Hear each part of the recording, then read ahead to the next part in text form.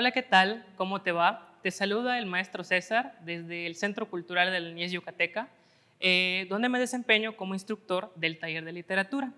Y justamente esta semana, que está muy cerca las fechas que acabamos de celebrar nuestro tradicional Hanal Pichán aquí en nuestro estado, estaba recordando un poco acerca de algo que a mí me gustaba hacer cuando niño, con mis amigos de primaria, secundaria incluso, cuando se acercaban estas fechas, ¿no?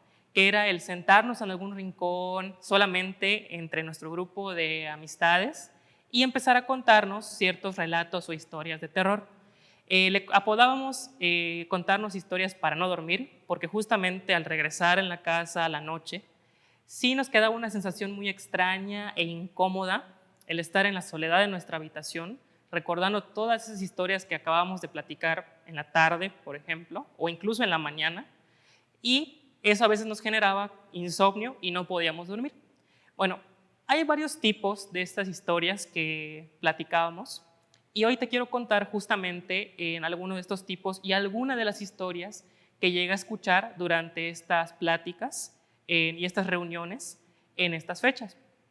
Para comenzar, te quiero platicar un poco acerca de las leyendas de la tradición antigua, que son leyendas que pertenecen a alguna cultura, a alguna localidad, a un país inclusive, y que nos cuentan, por lo general, hechos sobrenaturales o hechos extraordinarios que ocurrían y que para las culturas antiguas les servía para explicar algún fenómeno que no entendían, que no captaban, y era su forma de darles un sentido. Ahora, dentro de las leyendas de la tradición antigua, hay algunas que tienen un tinte de terror o de espanto, ¿no? Y aquí en Yucatán tenemos algunas que son muy famosas en ese sentido y que pertenecen a la cultura maya. Por ejemplo, está la leyenda de la Ixtabay, esta mujer hermosa que aparecía en los caminos y que se vincula mucho con este árbol sagrado para la cultura maya que es la ceiba. En esta historia, bueno, de sus orígenes nos cuentan sobre dos mujeres, una que era muy buena con las personas y otra que era muy egoísta, y que al final, después de una serie de diferentes eventos, la mujer que era más egoísta, que en la historia le llaman la Uxcolel, termina siendo convertida en este espectro conocido como la Ixtabay y condenada a aparecer su alma dentro del plano de los vivos. También la relacionan un poco con una planta, la planta de Tzacam, que es una planta espinosa y que precisamente esta planta aparece mucho cerca de los territorios de la ceiba, ¿no? Seguramente esta la conoces de algún lugar, te la han contado tus abuelitos, tus abuelitas o quien sea, y es quizá la más famosa dentro de las leyendas de la tradición antigua que tenemos en la cultura maya. Otro ejemplo de este tipo de leyendas lo podemos encontrar en otra muy famosa, que es la leyenda del Huaychivo, este brujo que se convertía en un ser mitad hombre, mitad chivo, con sus cuernos, ¿sí?, su barba, y que se dedicaba a espantar en diferentes regiones. Hay muchas leyendas acerca de varios huaychivos, se dice incluso no es solamente uno, sino que hubo varios. Uno de los más famosos fue Don Porfirio, un hombre que, cegado por la envidia de no tener un terreno para plantar, terminó vendiendo su alma al Quisín, ¿sí?, al demonio de la cultura maya, y utilizando su poder se convertía en esta criatura para poder espantar a aquellas personas que a su parecer no merecían tener esos terrenos para plantar que él quería. Ya yéndonos más a nivel nacional, tenemos una leyenda de la tradición antigua igual muy famosa, que es la leyenda de La Llorona, que igual seguramente tú la conoces. Esta incluso no solamente es de México, se extiende por otros países de Latinoamérica, llegando incluso hasta el país de Chile. Y aquí en México hay igual muchísimas versiones, ¿no? Desde una mujer que es abandonada por su marido y termina ahogando a sus dos hijos. Otras versiones la relacionan con una diosa de la mitología azteca, ¿no?, con Cihuacuatl, que es la patrona, ¿sí?, de unas mujeres conocidas como las Cihueteteo, que son aquellas mujeres que murieron durante el momento del parto.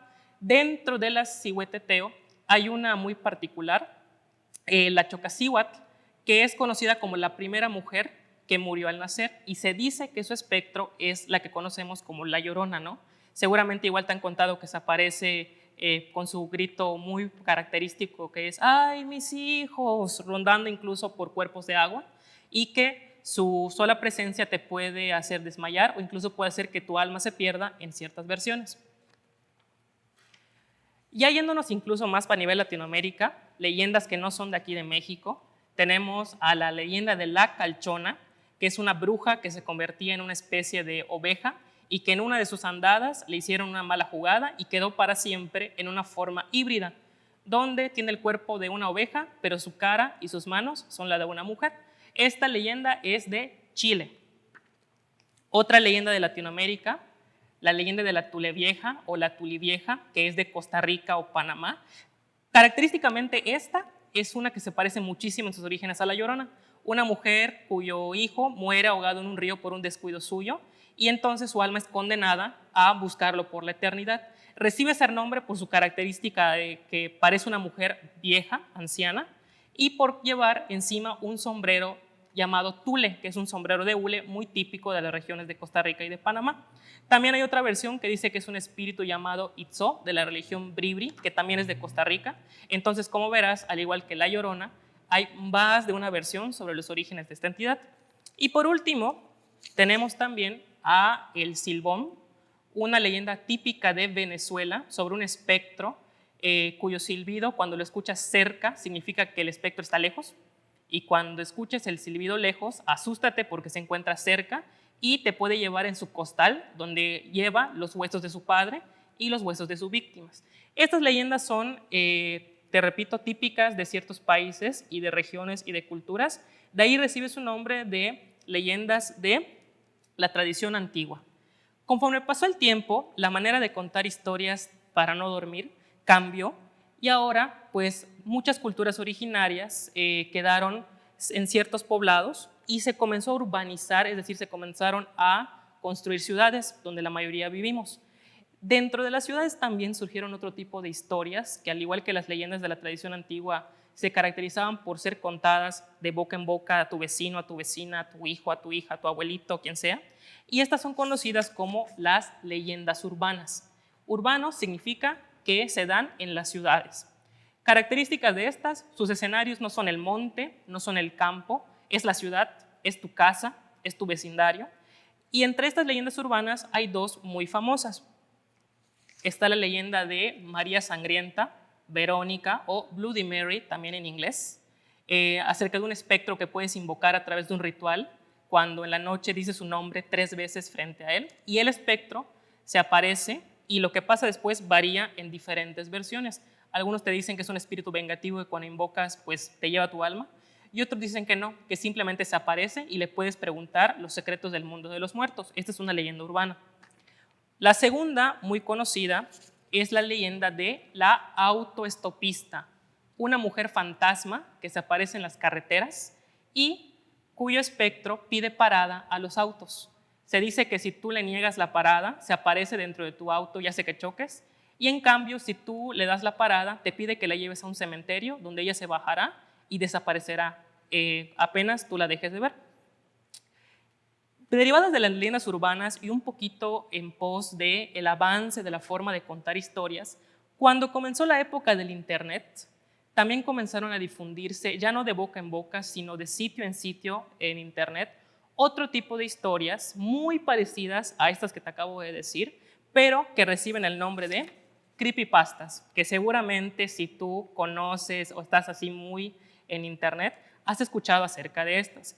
Estas historias, su característica principal es que una persona en Internet la cuenta en alguna página, después otra persona comienza a difundirla y así se genera la idea de que estas historias son reales, ¿sí? Entre creepypastas famosos tenemos quizá a uno de los más emblemáticos, que es Slenderman o el hombre delgado, este hombre en traje muy alto y con extremidades muy, muy largas, sin ninguna característica facial, que se aparece en sitios que son muy concurridos por niños y por niñas. Hay muchas fotos donde de repente se ve esta figura en un parque acechando entre la oscuridad de los árboles y a su vez, al igual que con las leyendas, muchas de sus orígenes son variables según en donde tú busques. Otro creepypasta famoso son el creepypasta de Eyeless Jack o Jack sin ojos, también una entidad fantasmal que se aparece en algunos lugares. en algunas casas y que generalmente se caracteriza por robar órganos. Igual, sus orígenes son muy ambiguos dependiendo del autor o dependiendo de la persona que haya posteado la historia.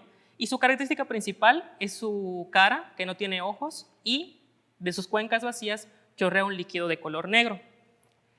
Si a ti te gusta Minecraft, este juego muy famoso, seguramente conocerás el creepypasta de Herobrine o Herobrine, un personaje misterioso que aparece de repente allí, que se parece mucho al personaje principal, a Steve, con la característica de que tiene los ojos de color blanco. Y que hasta la fecha nadie sabe si es verdadero o es falso, y que se supone que es una especie de campesino fantasma que aparece dentro del juego. Este es muy extendido dentro de la comunidad de Minecraft y hay algunos jugadores que claman haberse encontrado en algún punto con esta entidad. Conforme se desarrollan este tipo de historias, tomando elementos incluso de los creepypastas, de la literatura de terror, ya los cuentos de terror, de las leyendas antiguas, han surgido muchos proyectos que han tomado como base estas historias que se encuentran de boca en boca. Tenemos, por ejemplo, las historias de The Holders o Los Guardianes, que también es una historia larguísima de tipo creepypasta, y como un punto máximo de hasta dónde se puede llegar con la creatividad, incluso ha surgido un proyecto de internet que se dedica a escribir este tipo de historias de terror y hacerles pasar como verdaderas. Estamos hablando del proyecto, la Fundación SCP, cuya base de datos es extensa. Supuestamente es una organización secreta que se encarga de contener anomalías, de contener fenómenos sobrenaturales e investigarlos bajo la lente científica.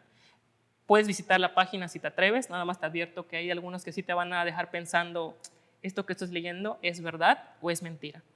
Y bueno, ya con todo este breve recorrido por las historias de horror, te invito a que tú busques o cuentes, o si tú sabes alguna, pues también la compartas, ¿no? Que tú preguntes en todos lados quién conoce como este tipo de historias, trates de identificar si es una leyenda urbana, es una leyenda de la historia antigua o es un creepypasta. Y adquiere tu propia colección de cuentos de horror para que cuando lleguen de nuevamente estas fechas te sientes con tus amistades y se dediquen un poquito como a ver quién le quita más el sueño a quién. Bueno, pues yo soy el maestro César, me despido el día de hoy y espero nos vemos en una futura cápsula. Te invito a seguir sintonizando este material y pues nos vemos hasta la próxima. Que estés muy bien. Juntos transformemos Yucatán. Gobierno del Estado.